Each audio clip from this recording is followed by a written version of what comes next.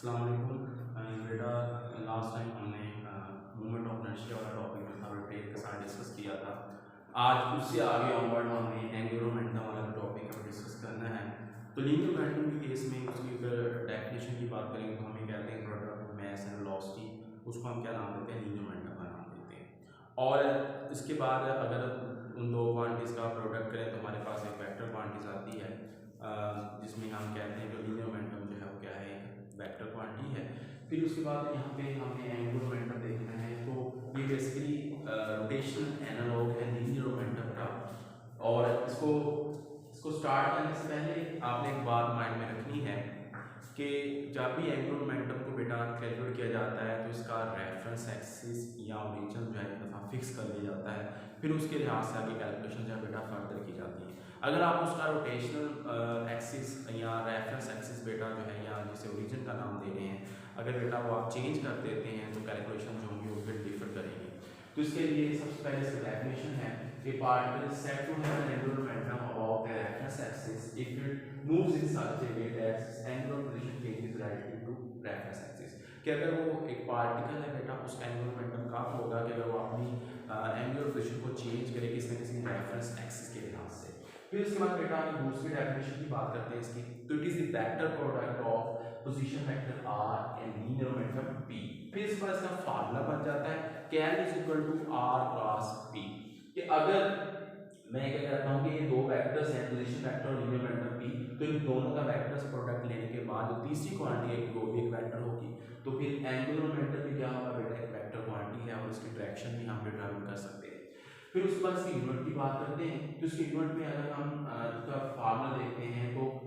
Momentum का formula लाएंगे, r का फार्मूला कैलकुलेट करने के बाद एज इट इज हमारे पास यूनिट्स आएंगे kilogram metre square over second, और साथ में क्या आ जाएगा बेटा, जूल सेकंड आ जाएगा। फिर इसके बाद फिजिक्स के एक और बेटा कांस्टेंट होता है जिसका यूनिट बेटा जूल सेकंड होता है, जिसे प्लांक्स कांस्टेंट का नाम दिया जाता है। फिर इसके बाद टाइप्स ऑफ एंगुलर मोमेंटम में बेटा एंगुलर मोमेंटम की दो टाइप्स होती है, एक होती है स्पिन एंगुलर मोमेंटम और दूसरी होती है orbital angular momentum. Spin angular momentum किसी बॉडी का अपने ही एक्सिस के इंटरनल एक्सिस के अराउंड बेटा रोटेशन को प्रोड्यूस करना या रोटेशन प्रोड्यूस होनी है उसमें, तो उसे बेटा क्या नाम देते हैं, स्पिन एंगुलर मोमेंटम का नाम देते हैं। और इसमें क्या होता है कि आप इसके बाद ऑर्बिटल एंगुलर मोमेंटम में कोई बॉडी एक्सटर्नल एक्सिस के अराउंड अपनी मोशन को परफॉर्म कर रही है तो बेटा उसको नाम दिया जाता है ऑर्बिटल एंगुलर मोमेंटम का। इसकी एग्जांपल हम कुछ इस तरह से ले सकते हैं, जिस तरह से हम कहते हैं कि हमारी अर्थ जो है वो जमीन अपने ही एक्सिस के रोटेशनल मोशन या बेटा परफॉर्म कर रही है, जिसकी वजह से डे एंड नाइट का कंसेप्ट है। और फिर उसके बाद हमारी जमीन जो है वो सन के गिर्द बेटा रिवॉल्व कर रही है, तो उसमें क्या होता है कि जिसकी वजह से फिर सीजन्स का कंसेप्ट आता है कि जिस तरह से सीजन पाकिस्तान में 4 होते हैं, स्प्रिंग ऑटम समर विंटर, तो इस तरह से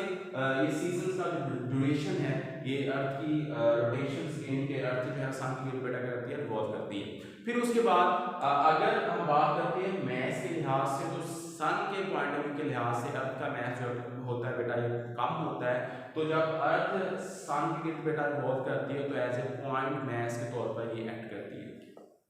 इसके बाद ये इसकी टॉपिक का नेक्स्ट बेटा पार्ट है जिसमें हमने इसी टॉपिक की एक्सप्लेनेशन देनी है कि हम बेसिकली क्या कर रहे हैं कि हमारे पास बेटा सिंगल पार्टिकल है और बेटा हम उस सिंगल पार्टिकल का बेटा एंगुलर मोमेंटम जो है बेटा क्या करना चाहते हैं, फाइंड करना चाहते हैं। तो उसके लिए हमने क्या किया है कि पार्टिकल है वो सपोज कर रहे हैं कि इस डायरेक्शन में मूव कर रहा है, और जिस डायरेक्शन में बेटा मूव कर रहा है तो उसका क्या है कि इसका मोमेंटम है कुछ ना कुछ v। और फिर इसी के बाद अगर हम करते हैं कि जहाँ पे मूव कर रहा है अगर इस लाइन को हम एक स्ट्रेट लाइन से मिला देंगे तो हमारे पास क्या आ जाता है, पोजीशन वेक्टर बेटा r आ जाता है। अब यहाँ पे अगर मैं बेटा इस मोमेंटम को v से शो कर दूंगा तो v से भी शो कर सकता हूँ, लेकिन क्योंकि वेलोसिटी इसी डायरेक्शन बेटा मूव कर रहा है, लेकिन हम ये भी कंसीडर करते हैं कि लीनियर मोमेंटम जो होता है मास और वेलोसिटी का बेटा क्या होता है, प्रोडक्ट होता है। तो जिस डायरेक्शन में लीनियर वेलोसिटी की डायरेक्शन होती है उसी डायरेक्शन में लीनियर मोमेंटम की डायरेक्शन ही जाती है, तो इसलिए हम इससे भी रिजल्ट कर सकते हैं। लेकिन हमारा जो आज का केस है वो एंगुलर मोमेंटम है, इसलिए हम फिर क्या कर रहे हैं, इसी को एंगुलर मोमेंटम से बेटा डिस्कस कर रहे हैं। और इसमें फिर क्या हो रहा है, हमारे पास अब दो केसेस हैं, दो सिचुएशन है। यहाँ तो हम फिर क्या कर रहे हैं कि हम इस मोमेंटम p को उसके कंपोनेंट्स में रिजॉल्व कर दें, यहाँ की आर को उसके कंपोनेंट्स में बेटा सॉल्व कर रहे हैं। अगर थीटा के सामने वाले कंपोनेंट की बेटा बात करेंगे तो बन जाएगा r sin थीटा, और थीटा के साथ वाला जो कंपोनेंट होगा वो r cos थीटा होगा। पोजीशन वेक्टर r को बेटा हमने इस कंपोनेंट में सॉल्व किया। फिर उसके बाद इसकी मैथमेटिकल डेरिवेशन है कि इसका फार्मूला हमारे पास किसके को आएगा, तो हमें पता है कि n r की sin थीटा, यानी कि अगर हम बेटा ये जो हमने वेक्टर फॉर्म लिखी है अगर हम इसको मैग्नीट्यूड फॉर्म में लिखेंगे तो इस फॉर्म में बन जाएगा। तो मोमेंटम का जो फार्मूला है P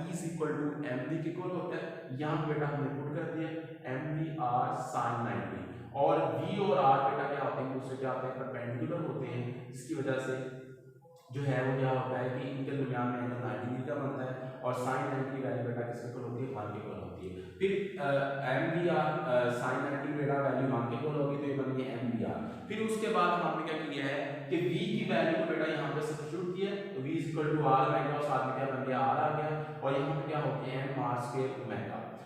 फिर उसके बाद हमने ये देखा कि ये मोमेंट ऑफ इनर्शिया इक्वल होता है I m r स्क्वायर, और यहाँ से हमारे पास फाइनल इसका फार्मूला बन गया